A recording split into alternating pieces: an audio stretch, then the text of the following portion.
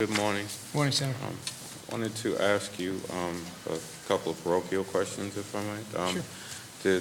I represent Southeast Queens area, and I don't see anything in the budget dealing with the groundwater issues that are happening in Southeast Queens vis-a-vis the need to improve and maintain the aquifer so it doesn't spill into the Long Island Lloyd aquifer, and what is the DEC doing to work on that, and also the issues with Jamaica Bay, and how do we make sure that we can able to ensure that the groundwater that needs to be moved out of Southeast Queens can get dispersed, and also the issue of whether or not the filtering of the water, which had a plan that had been long established but has not been implemented, how that plan could actually be implemented so we could make potable water, so we could actually clear the discharge in that, so we could lower the groundwater table so that as you may know or your staff knows,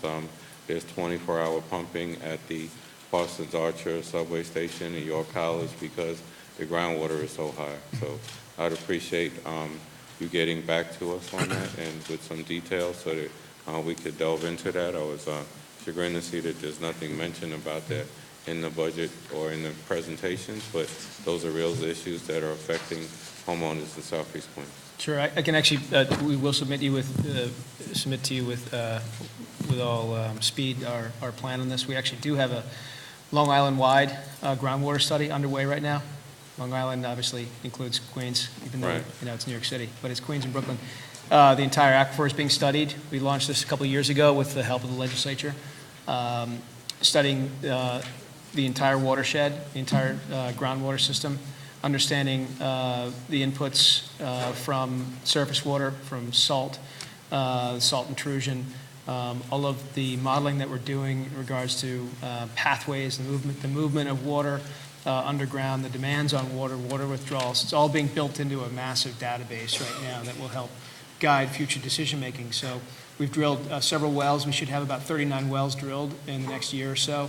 That will help put a real picture, a 3D model for us together, working with the water districts, and that should be made available to the public. But it's been, thankfully, a real groundbreaking effort on behalf of not just DC, but lots of other agencies at the same time.